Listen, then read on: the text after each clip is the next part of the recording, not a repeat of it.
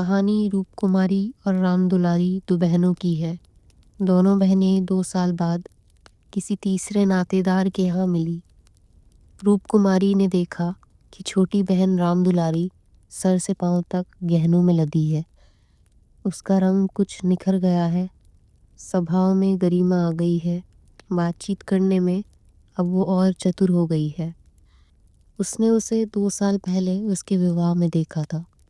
वही राम दुलारी जो लड़कपन में सर के बाल खोले फूहड़ सी इधर उधर घूमा करती थी। राम दुलारी अब जैसे कली की तरह खिल गई हो। न जाने उसने यह रूप कहाँ छिपा रखा था। अब रूप कुमारी की इच्छा हुई कि वह खुद को भी आईने में देखे। उसने इधर उधर ढूंढा लेकिन कोई आईना न दिखा। घर से निकलते समय उसने खुद को आईने में देखा था। वह सबके सामने आईना देखने या बनाव श्रृंगार करने की आदी नहीं थी। फिर उसने ड्राइंग रूम में जाकर आईना देखा।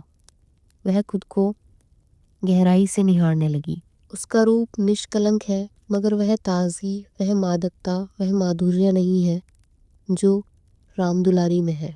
फिर मन में सोचने लगी, मगर राम दुलारी के घर वाले तो इतने संपन्न न थे।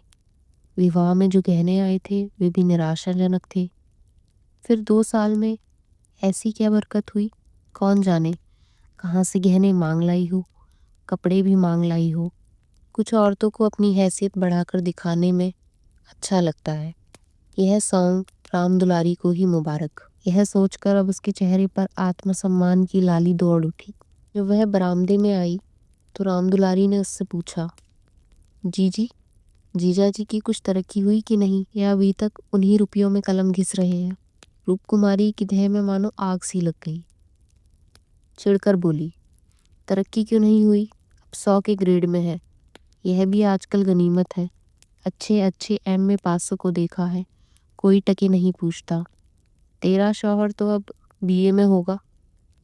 राम दुलारी ने नाक से कोड़कर कहा, उन्होंने तो पढ़ना छोड़ दिया, अब किसी कंपनी में एजेंट हो गए हैं। 250 रुपये महावर पाते हैं और कमीशन ऊपर से। 5 रुपये रोज सफ़र का खर्च भी मिलता है। 500 रुपये औसत पड़ जाता है।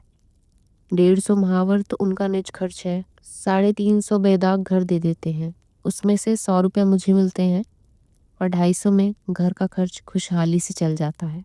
रूप कुमारी इस कथन को शेख चिल्ली की दास्तान से ज़्यादा महत्व नहीं देना चाहती थी, पर उसे राम दुलारी के लहजे में एक आत्मविश्वास सा महसूस होता था। उसने परिहास से पूछा, जब एजेंट इतना वेतन और भत्ता पाते हैं तो ये कॉलेज बंद क्यों नहीं हो जाते? हजारों लड़के क्यों अपनी जिंदगियां खराब कर रहे हैं? राम दुलारी बोली, बहन यहाँ तुम भूल कर रही हो। एमए तो कोई भी पास कर देता है, मगर एजेंटी केवल बिरला ही कर पाते हैं। ज़रूरी नहीं कि हर कोई एजेंट हो जाए। पहले पहल तो इन्हें भी झिझक होती थी, मगर अब तो इस सागर के मगर हो गए हैं। अगले साल तरक्की भी होने वाली है। रूप कुमारी उसी परिहास से बोली, तब तो शायद 1000 मिलने लगे। राम दुलारी बोली, 1000 तो नहीं, पर 600 में संदेह नहीं। रूप कुमारी बोली, कोई आंखों का अंधा मालिक फंस गया होगा। राम दुलारी बोली, व्यापारी आंखों के अंधे नहीं होते दीदी, उनकी आंखें हमारी तुम्हारी आंखों से अधिक तेज होती हैं। वह 6000 का काम कमा कर दो, तब 600 रुपये देते हैं। रूप कुमारी बोली, मैं तो इस पेशे को अच्छा नहीं समझती। सारे दिन झूठ के तुमार बांधे, यह तो ठग विद्या है। राम दुलारी हंसी और बोली, इस तरह तो जितने वकील और बैरिस्टर हैं दीदी, सब ठग विद्या करते हैं। उन्हें मुवक्किल के फायदे के लिए उन्हें क्या कुछ नहीं करना पड़ता, झूठी शहादतें तक बनानी पड़ती हैं, पर उन्हीं वकील और बैरिस्टरों को हम अपना लीडर मानते हैं। आजकल दुनिया पैसा देखती है। आजकल ही क्यों, हमेशा से धन की महिमा रही है। पैसा कैसे आया कोई नहीं देखता, पैसा आया उसकी पूजा होती है। जो अयोग्य हैं और अभागे हैं वो सदाचार की दुहाई देकर अपने आंसू पोंछ लेते हैं। रूप कुमारी खामोश हो गई और उसने स्वीकार लिया कि राम दुलारी सबसे ज़्यादा भाग्यवान है। कहाँ 75 रुपये और कहाँ 500 रुपये, इतनी बड़ी रकम। सोचने लगी।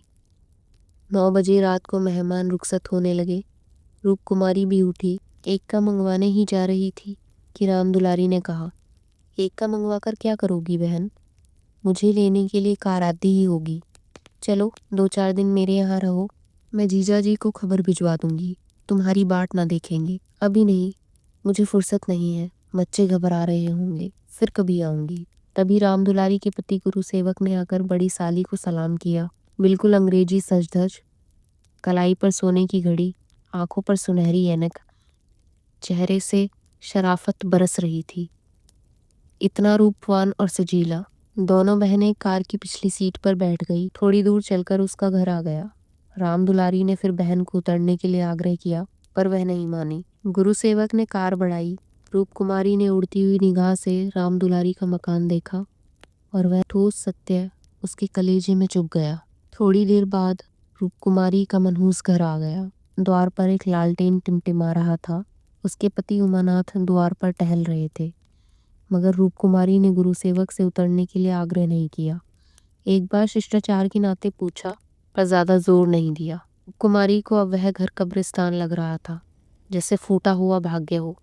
कहीं फर्श नहीं, फर्नीचर नहीं, 2-4 टूटी फूटी तिपाहियाँ, लंगड़ी मेज, पुरानी खाटे, यही घर उसकी बिसात थी। आज सुबह तक रूपकुमारी इस घर में खुश थी, लेकिन अब यह घर उसे काटे खा रहा था। दोनों बच्चों ने दूध पिया था और उमानाथ ने कुछ खाया नहीं था। रूपकुमारी ने पूछा, तक मेरा इंतजार क्यों कर रहे थे? मैंने क्या खाना पकाने की नौकरी लिखाई है? कोई महाजन क्यों नहीं रख लेते?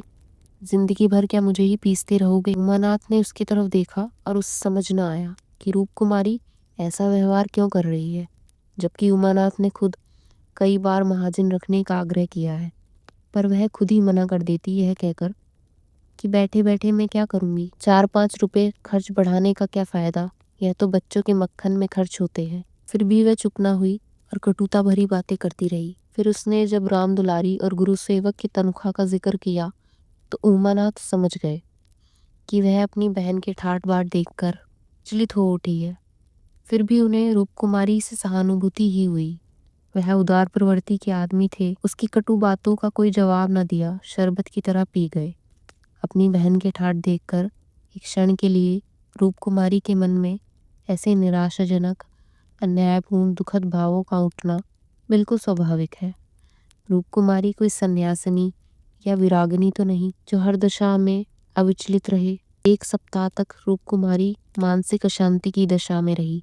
बात बात पर झुंझलाती, बच्चों को डांटती, पति को कोसती, अपने नसीब को रोती। फिर एक दिन उमानाथ दफ्तर से लौटे तो उनके साथ गुरु सेवक भी आए। रूपकुमारी ने आज कई दिनों बाद अपनी परिस्थिति से सहयोग कर लिया था और इस वक्त झाड़न के लिए कुर्सियां और तिपाहियां साफ कर रही थी कि गुरु सेवक ने अंदर पहुंचकर सलाम किया। रूपकुमारी दिल में कट गई। उमानाथ पर ऐसा क्रोध आया कि उनका मुंह नोच ले। गुरु सेवक ने कुर्सी पर बैठते हुए कहा, आज भाई साहब ने मेरी दावत रखी है। इनके कहने पर तो मैं ना आता, लेकिन जब इन्होंने कहा तुम्हारी भाभी का कड़ा तगाजा है तो मुझे समय निकालना पड़ा। रूपकुमारी ने भी घर की कलह को छिपाते हुए उनका आदर सत्कार किया। गुरु सेवक बोले, आप इस पिंजरे में कैसे रहते हो? रूपकुमारी चिढ़कर बोली, कटघरे में रहने से अच्छा है पिंजरे में रहे। पिंजरे में निरीह पक्षी रहते हैं, कटघरे में तो घातक जंतुओं का निवास स्थान है। गुरु सेवक शायद ये संकेत समझा नहीं, बोला, मेरा तो इस घर में दम घुट रहा है। मैं आपके लिए अपने घर के पास एक मकान ठीक करा दूंगा, खूब लंबा चौड़ा। आपसे कुछ किराया नहीं लिया जाएगा। मकान हमारी मालकिन का है, मैं भी उन्हीं के मकान में रहता हूँ। सैकड़ों मकान हैं उनके पास, सैकड़ों, सब मेरे अख्तियार में है। जो मकान चाहूँ दिला दूँ, किराया लूँ ना लूँ, मैं आपके लिए सबसे अच्छा मकान ठीक करा दूंगा। मैं आपका बहुत अदब करता हूँ। रूपकुमारी समझ गई, महाशय इस वक्त नशे में है, अभी बहक रहे हैं। उसने उनकी तरफ गौर से देखा तो आंखें सिकड़ी हुई, गाल कुछ फूले हुए, जबान भी लड़खड़ाने लगी। एक जवान खूबसूरत शरीफ चेहरा कुछ ऐसा नजर आया कि शेखीबाज, निर्लज, और उसे देखकर घृणा होती थी। गुरु सेवक ने धीरे धीरे बहकना शुरू किया और बोला, मिस्टर लोहिया ने मुझे 20 रुपए पर रखा था, 20 रुपए पर। वह बड़ा मालदार था, मगर किसी को मालूम नहीं कि दौलत कहाँ से आती थी, सिवा मेरे। वह चोरी की कोकीन बेचता था, लाखों की आमदनी थी उसकी। अब वही व्यापार मैं करता हूँ। हर शहर में हमारी खुफिया एजेंट है। मजाल है कि कोई मुझे गिरफ्तार कर ले। बड़े बड़े अफसरों से मेरा याराना है। उनके मुंह में नोटों के पुलिंदे ठूस ठूस कर उनकी आवाजें बंद कर देता हूँ। जो ही गुरु सेवक ने अपने पेशे की डींगे मारनी शुरू कर दी, उमानाथ आए और बोले, चलो गुरु सेवक, चाय ठंडी हो रही है। गुरु सेवक अब हड़बड़ा उठे और पांव लड़खड़ाने लगे। खूब कोशिश की पर जमीन पर गिर पड़े। उमानाथ ने उन्हें बाहर तक छोड़ दिया और अंदर आकर बोले, मेरा जी तो डरता था कहीं गुरु सेवक के पीछे पुलिस न लगी हो। रूपकुमारी ने क्षमा प्रार्थी नेत्रों से उनकी तरफ देखा और कहा, वही अपनी खुफिया फरोशी की डींगे मार रहा था। उमानाथ बोले, मुझे भी मिसेस लोहिया से मिलने को कहा है। रूपकुमारी बोली, आपके लड़की ही कीजिए, इसी में हमारा कल्याण है। उमानाथ ने कहा, मगर के लड़की में ऐसी ऐश कहाँ, सोचता हूँ एक साल भर की छुट्टी लेकर उस दुनिया की भी सैर कर आऊं। अरे बोली, मुझे अब उस ऐश का मोह नहीं, दिल से कहती हूँ। उमानाथ 1 मिनट तक चुप रहने के बाद बोले, अगर मैं यह सब कहता तो तुम्हें विश्वास आता? रूपकुमारी बोली, कभी नहीं। मैं तो कल्पना भी नहीं कर सकती कि कोई अपने स्वार्थ के लिए दुनिया को विष खिला सकता है। उमानाथ ने बताया कि उन्हें सारा सच पुलिस के सब इंस्पेक्टर से मालूम हुआ। रूपकुमारी बोली, मुझे तो उस बेचारे पर तरस आता है। मालूम नहीं खैरियत से घर पहुंचा कि नहीं। उनकी कार थी, कोई चिंता नहीं। उमानाथ बोले।